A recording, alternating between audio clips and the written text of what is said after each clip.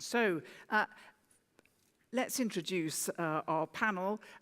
We've already seen some of them before, but can I first of all introduce Jos Delbeke, who's Director General for Climate Action at the European Commission. You're very welcome, and of course you represent one of our hosts, and thank you for being here. Then someone you've seen a lot of, Princess Abze Djigma from Burkina Faso. Thank you very much for coming here, and I guess you're representing the practitioner side. Then we have the godfather himself, Ian Burton. And we also have Aile Jávo, who's president of the Saami Council. The Saami are a people that are right across the Nordic countries. Which country do you come from in particular? Norway. From Norway, thank you. And thank you for coming so beautifully dressed. And finally, Jos Delbeke, DG of Climate Action at the European... Christian Blondin, from WMO. So a range, and Christian, let's start with you. Give us your impressions and the outcomes and things that you will be taking away from this conference and that you will be putting into action. Yes, thanks Viviane for giving me the floor, and thanks all of you to be here. I think it has been as far as I've been able to assess, because I just attended one day, it has been a wonderful conference, and I think we should commend the government of the Netherlands to organize and choose such a topic which matters to people, and especially to the young people, because that's where the future is in their hands. So I think it has been a very good mix of participants, whether coming from scientists, private sectors, other things. I think the choice of the topic is very relevant. I mean, I don't know of any basically human activity which is not climate sensitive or climate dependent, but food security, water management, disaster risk reduction, health, also all those topics, energy, of course, all those topics are climate sensitive. And also there are cross-cutting issues like risk assessment, adaptation planning, evaluation, governance. I think everything has been touched upon, and in each of the workshops or sessions, I think some of the collective knowledge has been grabbed, and I think next steps have been identified. As far as WMO, the World Meteorological Organization, is concerned, I mean, one of the main tasks is to make sure that the science on climate is built on and is made available, accessible, known to everybody, and that decision makers, whoever they are, from the simple farmers to government of the most developed country, are aware of what is the challenge and what may be the options. And especially as a father with UNEP of the IPCC, we are very much committed to make this, all these things policy relevant, though we cannot be obviously policy prescriptive, as we used to say.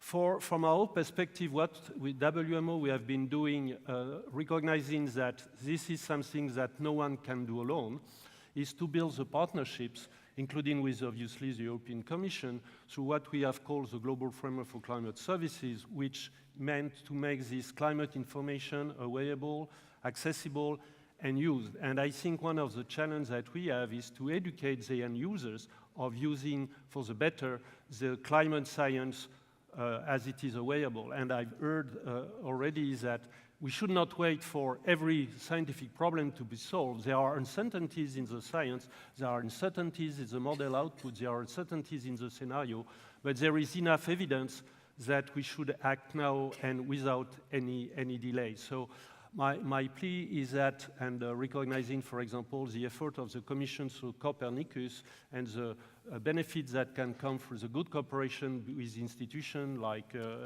EC, but also my UN colleagues from different agencies, I hope that from this conference that everyone can bring back some hope, some idea of how to deal with things better, how to grips and find partners to advance its own agenda, and I'm very happy that this type of conference will be repeated itself in a short while, despite it may be a long time compared to the urgency of the action. So thanks again, everyone, for this wonderful experience and three days that are much better than 4 hours on Google, I can tell you. Jos Delbeke, let's go straight to you from the European Commission side. What have you taken away, and what will be your actions? What do you see from the Commission's point of view needs to be done and should come out of this conference? Well, in the European Commission, we have been investing a lot on climate action. We spend, on average, 20% of our budget related to climate change. I think that is a very important element, both on mitigation and increasingly on adaptation.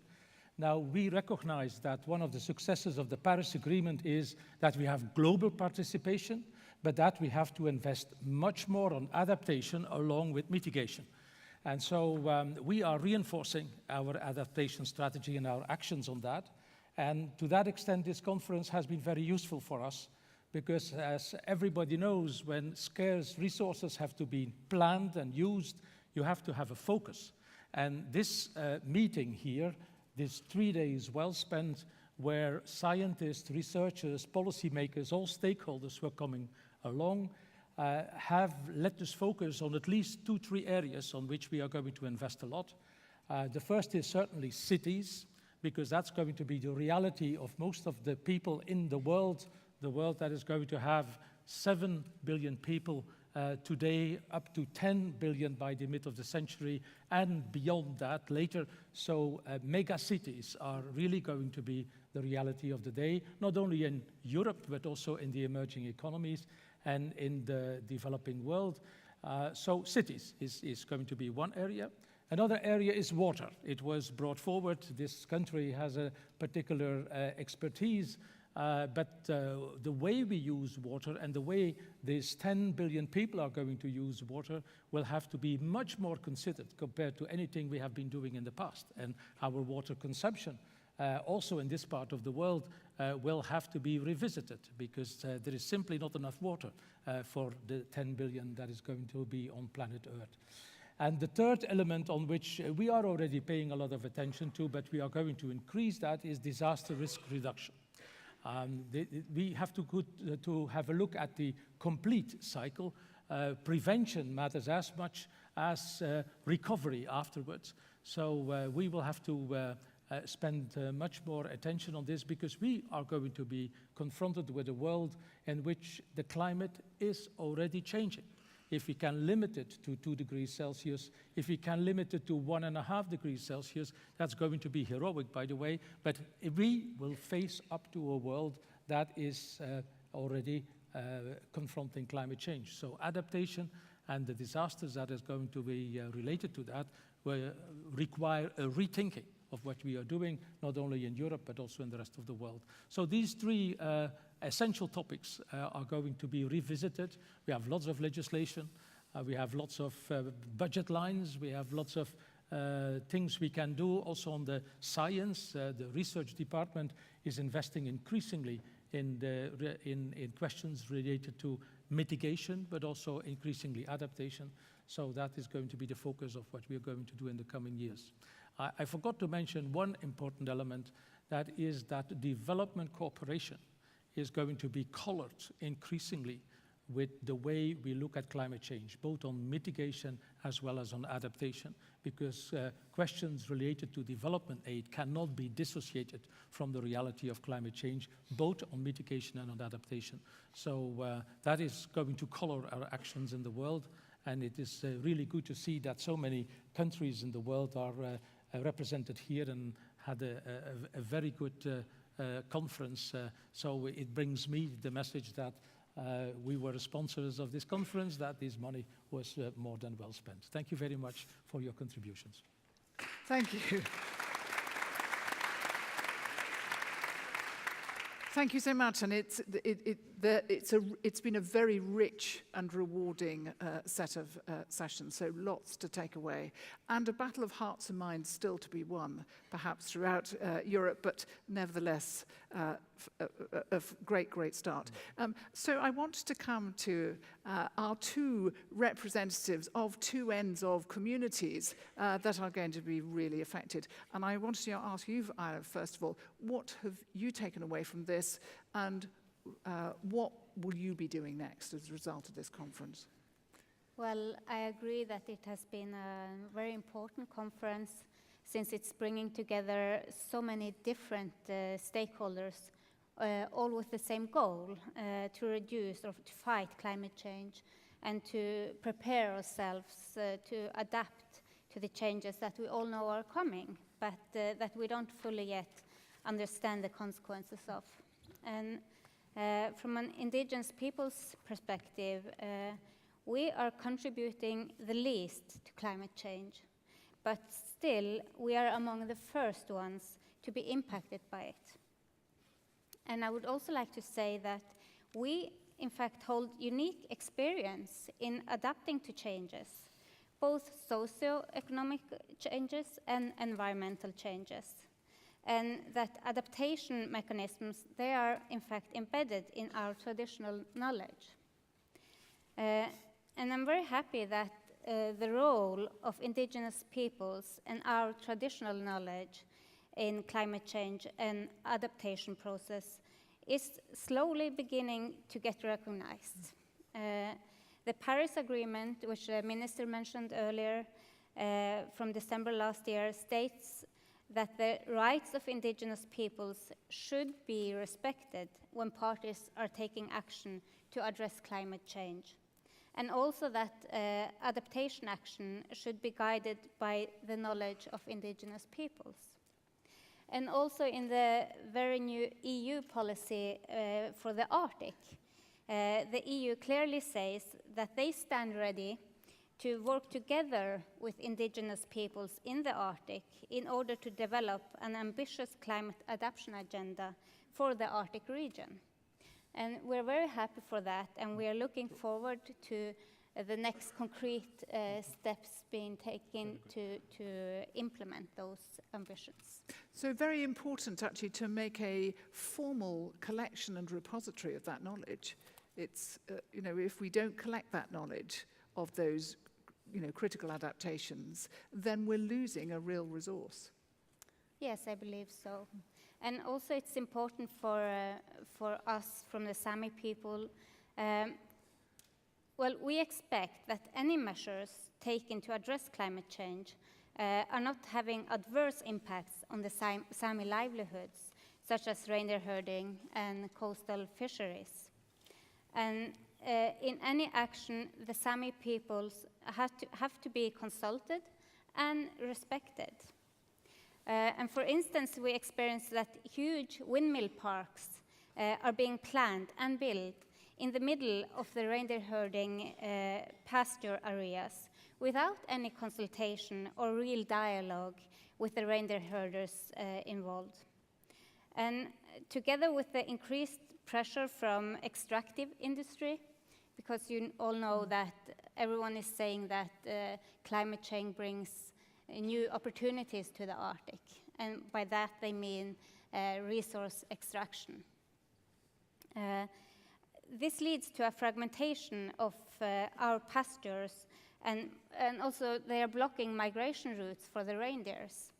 And in times of climate change, we need more flexibility to alternative land use, and not less, in order to be able to adapt. And I believe the Saami Council, which I represent, is one of the permanent participants to the Arctic Council. And we believe that the Arctic Council can serve as a good model on how to structure a fruitful cooperation between states and indigenous peoples.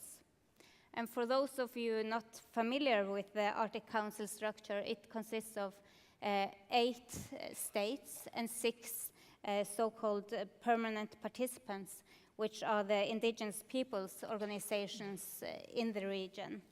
And in the Arctic Council, and this is very unique from an indigenous perspective, states and indigenous peoples, we cooperate and participate as equal partners, and we sit around the same table at all levels, from the ministerial meetings to the working groups. And that, I think, is very important if we are talking about cooperation and respecting indigenous people. So collaboration, important for that we've had stressed time and time again. Princess, you are nodding madly because I know that this is this is exactly what you have been saying several times during this event. Not the same color, but the same way of living.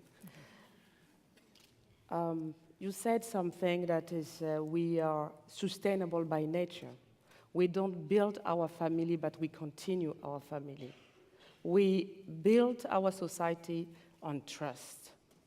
Without trust, you don't get anywhere. Again, I said that at the beginning of the session, but it is the case.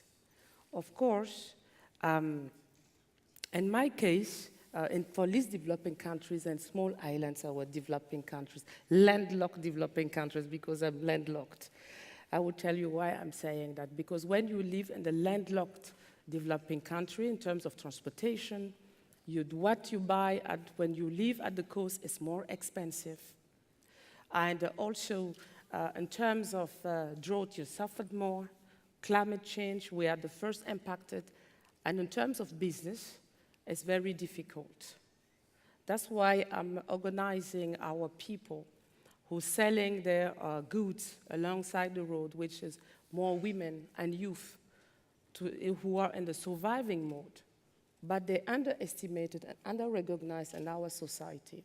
The policy is not taking them serious, but they're representing the economic growth. They are the drivers. And I'm happy to hear that the European Commission will consider and budgetizing us.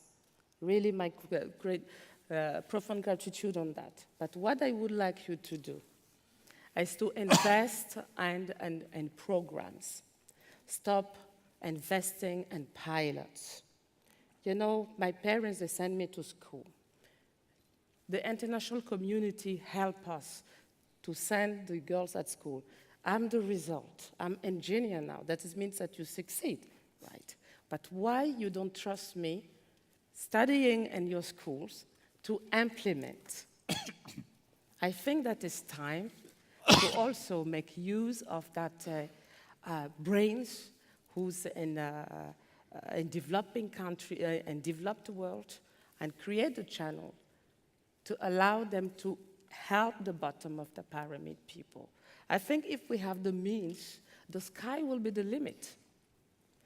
And I think that we also have our homework to do. We can't say, being in the complaining mode, that's what I'm telling to my people, we need to structure ourselves. What I did is to put in place the expertise hub for the informal sector. I said that it will be much more easier for the foreign and direct investment to trust us and come in an enabling environment. That's my role with what I've learned from the other world, and to link it with my values. The values is that we together decide as with the Saami. The together is important. And I think why you create the European Union? To be stronger together. Alone, you don't get anywhere. Often our wisdom are used in international commission. But that is the practitioners, the bottom-up, a top-down approach need to come up together. And what was missing is in the between. And I think we, the practitioners, you need to put us in the center. Okay, so you're meeting in the middle there. Let me come to you now, Ian, because the ultimate scientist in this field, what have you made of all of this? That good, eh? He's preparing himself. Well, first of all, I would like to make a correction about that title that somebody was imposing on me of Godfather. I don't want to be associated with that word. some of you may know that it has other rather negative connotations. I didn't want to call you grandfather. Well, I would much prefer you to call me grandfather, actually. Lord Grandfather of Burton. I am not the grandfather, I am a grandfather. I had many, many colleagues who helped in the generation of this idea, this scheme, this movement, if I may call it that. And what am I going to take away? I think I'm going to take away a greatly enhanced and expanded view of who we are, who we were, where we have come from, and in particular, where I think we are going, or where I hope we are going. And some of the things I'm going to say I know will not find favor with everybody in the audience because I've tried them out over the coffee breaks. Be warned. And brace yourselves.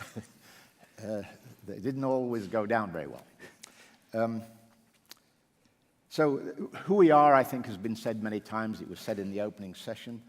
But I would just add to that a sense of being a movement, a collection of people who are really have a mission in hand and are going somewhere. And while we are, somebody said, la crème de la crème, but we actually represent a very, very large number of people around the world that without having much of a clue about what is going on internationally are nevertheless taking account of evidence of climate change in their own places, in their own communities, and beginning to think and find out and do and use their own experience and knowledge to bring to bear on it. So we're an important set of people, but there are a lot more already there. Where did we come from? I find it astonishing that when Richard Klein and Salim Hook and one or two other people were the authors of the first adaptation chapter in the third IPCC report in 2001, there were probably 6 or 7 people who wrote the chapter, and you could identify in the scholarly world perhaps 100 other people who were working in this area. And if you looked at the literature, there were a few hundred references at most. What has grown in the last 15 years or so is, to me, just totally astonishing, which reflects to me an enormous realization of the threat of climate change, and a realization that on the mitigation side, although that was initially branded as the solution, that's what the problem was all about, was mitigation. And it's been a slow climb to get adaptation up there to the top of the list together with mitigation. There's been some progress in how we think about it. I think originally adaptation was thought of in a very, very incremental way. We do a little bit of this here and a little bit of that there. It was basically incremental adaptation. And we've seen a lot of that being reported and talked about at this conference. And it's very good and it's very important, and I don't in any means have any adverse comment to make about that. We need a lot more of it. But by itself, it's not sufficient. And the realization came about that we need to think about adaptation in a more systemic way. So it's not just changing this crop or this water use.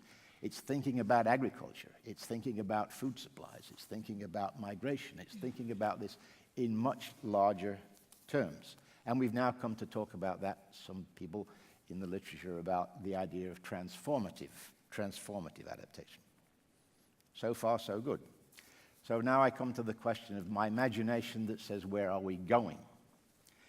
And I think that we are moving, I know not everybody agrees, in a more critical and radical, I would almost say, revolutionary direction.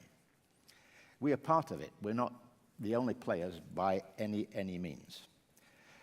But somebody said earlier, let's think not just about adaptation, but about the global context in which we're trying to push forward adaptation. And need I remind you that in the global context, things are not quite so happy.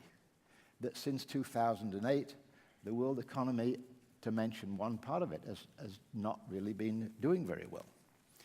We have, to my way of thinking, a relative weakness of government and a weakness of institutional legal systems in relation to the magnitude of the problems that we face. We have a rather dominance of economic values in the global paradigm over social and environmental values. We live in a world where laissez-faire is promoted as an ideal, where we are going about deregulation, privatization, and saying there are market solutions. Well, there are market solutions, but market solutions not to everything. So I think I would like us to reflect a little bit about that and say, how do we work with adaptation in this kind of a world? Sure, we need to engage the private sector. Surely the private sector has a big role to play. Certainly there is corporate responsibility. Certainly there are corporate opportunities. But we need to think a little more critically about this. I believe there are great reasons for optimism. I am an optimism. I think we can get through this problem before we come to the next one. But we have the Paris Agreement, we have the SDGs. There are lots of reasons to be optimistic. But if I would want to put in a note of realism, and it's not pessimism, if I wanted to put in a note of realism, I would to say that we are in danger of just focusing in our own silo about vulnerability reduction, about exposure reduction, about risk reduction. And heaven knows we're doing that, and the organizations that are represented here speak very articulately about how they're doing that. But they don't represent the whole of the global economy, and they don't represent entirely where the world is going. I think that in some areas, we're busily, quietly going around creating risks, and creating risks perhaps at a faster rate than we are in fact reducing them. So I think we need to continue to adapt incrementally, systematically, in a transformational way. But I think we need to also think in a more radical way about how the global economy, the way it is developing and the way it is being managed, and not just the economy, now is in danger of creating as many risks as it reduces. So I think that part of the way to ponder that is to think about, why are we adapting? Why are we so concerned to increase our gross domestic product in areas that already have a very high gross domestic product? Perhaps we should think a little bit more about purpose. Perhaps we should think a little bit more about meaning. What is the meaning of economic development? And what is the meaning of adaptation? And what it is that we're trying to achieve? Well, some person mentioned Bhutan and said, isn't it happiness? I don't think so. I belong to the school of thought that says you only find happiness when you've stopped searching for it. So I would like to leave you with those reflective, not pessimistic, but an appeal for all the joy and enthusiasm which certainly comes out of this meeting and which I share, with a little touch of realism. Thank you.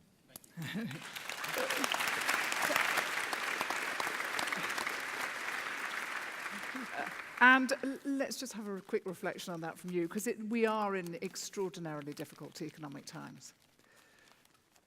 Yes, we are. And the EU is, when we look at our part of the world, we are not in good shape. I think we can say that. But at the same time, I think we have to develop policies with a view on the long term, but have policies with a realistic time frame. And that is what we try to do in the EU when it comes to climate change and all the dimensions of it. We have defined 2030 as the point to optimize the thoughts of the people, because we are living in a democracy. So we have to have actions endorsed by qualified majorities in our system. And that's a lot. So once you come with an idea, you have to operationalize that idea. And we were sticking out 2030 because that's far enough off the day-to-day attention of the people, but it's not too far off so that it would no longer focus the minds of the people. So that's why 2030 has been the focus of our mitigation action, and is also going to be the focus of our adaptation action. And such a conference as this one is very useful to have the period and the vision beyond 2030 so that we are not making mistakes in defining the precise targets for 2030, but that we have a vision on where we have to go in a longer time frame.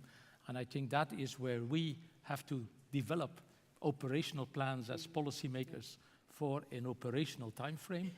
But a conference like this frames that in a vision that is much more varied and much more rich compared to what we as policymakers in our offices and in our voting systems can do. But again, we try to develop in the European Union at least a vision so that we can have a mature discussion, not only what we have to do ourselves, but also having a good debate with our partners in the rest of the world. And the Paris Agreement, for that reason, was a real achievement, because for the first time ever, we got into a global conversation. We have 98% of the emissions and the world population covered, which is, I think, unique in the proceedings of the United Nations. And that is where I think this conference is filling up that part on which we will have to make the first step in Marrakesh, and then after, you know, the next steps that still are needed to be developed. Christian Blondin, you've been involved in this field. The WMO is just, has been so instrumental in all of this. Have we reached the moment that adaptation has finally come into its own? Is this the tipping point for adaptation, do you think?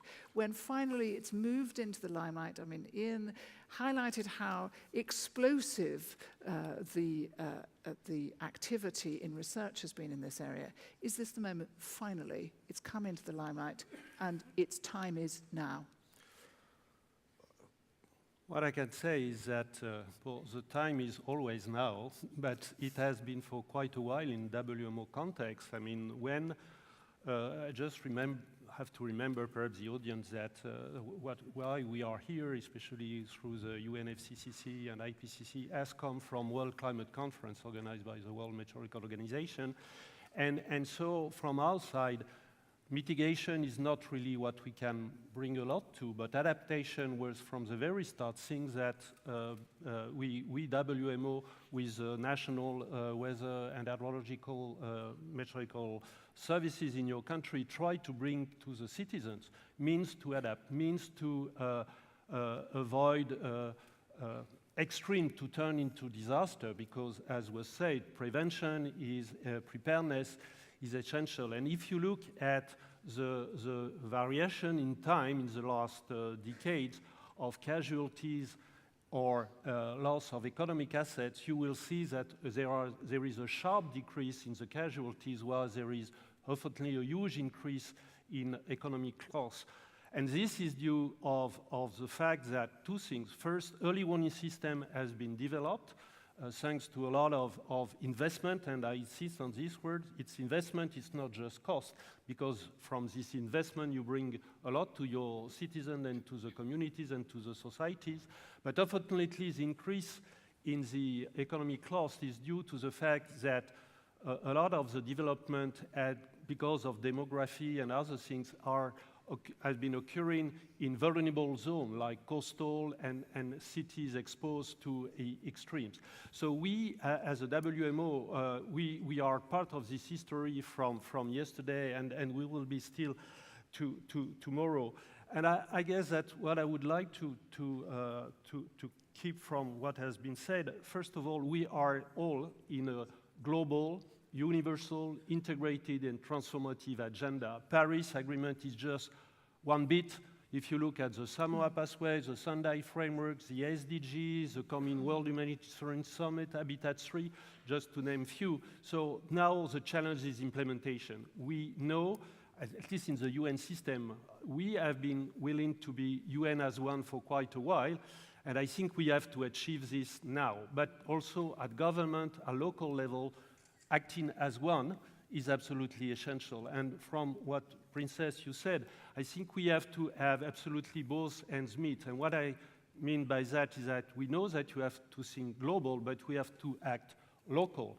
And WMO in this respect is trying to bring communities where the knowledge, the science has been developed, and often, but not only, and it's not only in the developed world, a lot of knowledge has been grabbed in Africa and other countries, but we have to have the practitioners, the ones who are the doers at local level, benefited from this global knowledge. And this is what we are modestly and humbly trying to do. Everybody is able, hopefully, in his own country, to assess the increased value of the weather forecast. That has been really quite, I think, unique development in the human science and history. A lot of people now are very much and better prepared to cope with weather conditions. We still need to have a lot to educate the practitioners, the farmers, the planners, and everything to use this information. We have to educate the youth. We have to make sure that they have the capacity and the knowledge to be the leaders of tomorrow. But I think from this conference, I bring a lot of hope. I'm also a grandfather, and I'm happy to share with my colleague here that obviously for our grandkids, obviously what we see today is a lot of awareness, but a lack of really putting things into concrete action in the field. Well, a lot of wisdom from the panel, whatever their age, wherever they were from, whether they were policymakers, whether they were practitioners, a lot about the wisdom. And from an outsider's point of view, I think the time for adaptation has really come. I think it's an extraordinary moment.